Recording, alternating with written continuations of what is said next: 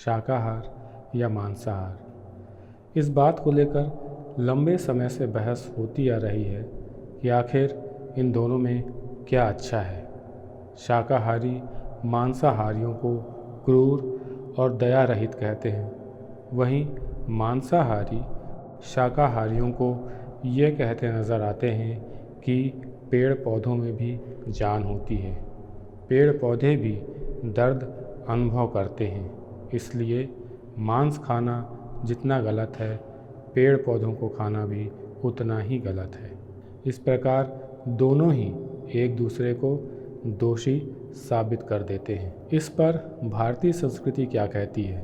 भारतीय संस्कृति में पूरी सृष्टि को 3 प्रकार के गुणों में बांटा गया है: सतोगुण, रजोगुण और तमोगुण। इन तीनों गुणों को एक उदाहरण से समझने की कोशिश करते हैं। एक राहगीर रास्ते पर अकेला चला जा रहा था, तभी उसे एक गाय का बछड़ा घायल अवस्था में सड़क के किनारे पड़ा मिलता है। उसे देखकर वह व्यक्ति वहीं रुक जाता है और उस बछड़े को सड़क के किनारे ले जाकर छाया में रखकर उसकी सहायता करने लगता है। वह अपने हिस्से का पानी उस बछड़े को पिलाता है, उस पर हाथ फेरता है और कुछ ही देर में उस बछड़े की हालत ठीक होने लगती है। तभी उस बछड़े का मालिक आ जाता है। वह उस राहगीर को धन्यवाद देता है और बछड़े को अपने साथ लेकर चला जाता है। इस प्रकार हम कह सकते हैं कि वह राहगीर एक सतोगुणी व्यक्ति था। अब ऐसी ही घटना एक रजोगुणी व्यक्ति के साथ हम देखते हैं। उस व्यक्ति को भी वैसा ही एक बछड़ा राह पर पड़ा मिला। वह सीधे उस बछड़े की सहायता करने नहीं जाता, बल्कि वह देखता है कि आसपास एक गांव है और कुछ व्यक्ति उस बछड़े की तलाश में इधर उधर घूम रहे हैं। उसे यकीन हो जाता है कि कुछ ही देर में गांव के लोग उस बछड़े को ढूंढ लेंगे और उसका इलाज भी कर देंगे, और इस यकीन के साथ वह उस बछड़े को वहीं छोड़कर आगे निकल जाता है।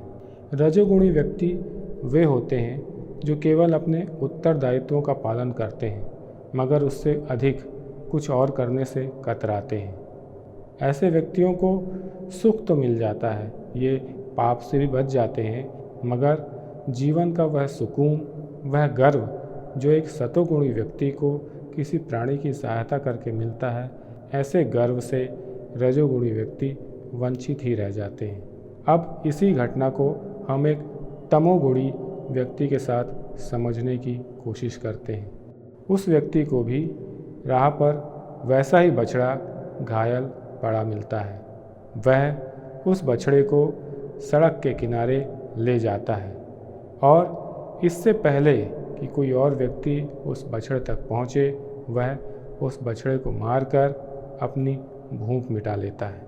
इस तमोगुणी व्यक्ति ने केवल अपना स्वार्थ देखा, इसके अतिरिक्त और कुछ भी नहीं।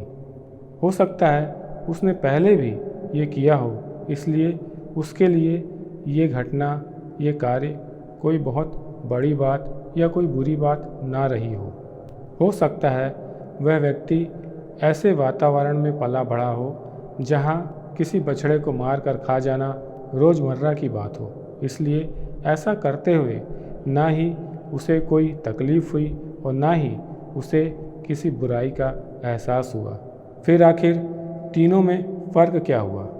अंतर बस इतना है कि उस सतोगुणी व्यक्ति ने उस बछड़े की सहायता करके जीवन भर का एक सुकून पा लिया, एक ऐसे गर्व को अर्जित कर लिया जो हमेशा उसके साथ होगा कि उसने एक घायल बछड़े की जान बचाई थी।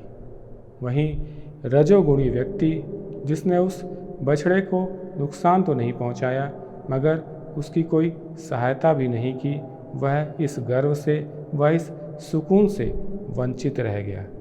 मगर कम से कम उसे ये संतुष्टि रहेगी कि वह बछड़े को ऐसी हालत में छोड़कर आया जहां उसकी सहायता हो जाएगी, जहां उसे कोई ना कोई मदद कर देगा। अब यदि उस तमोगुणी व्यक्ति की बात करें जिसने उस बछड़े को मारकर खा लिया।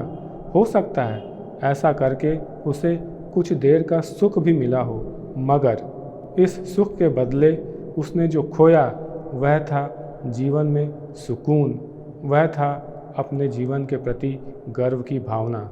जिस मनुष्य के पास अपने जीवन पर गर्व करने जैसा कुछ ना हो, जिस मनुष्य के पास सुकून ना हो, क्या ऐसा मनुष्य मानव जीवन जीता हुआ कहा जा सकता है?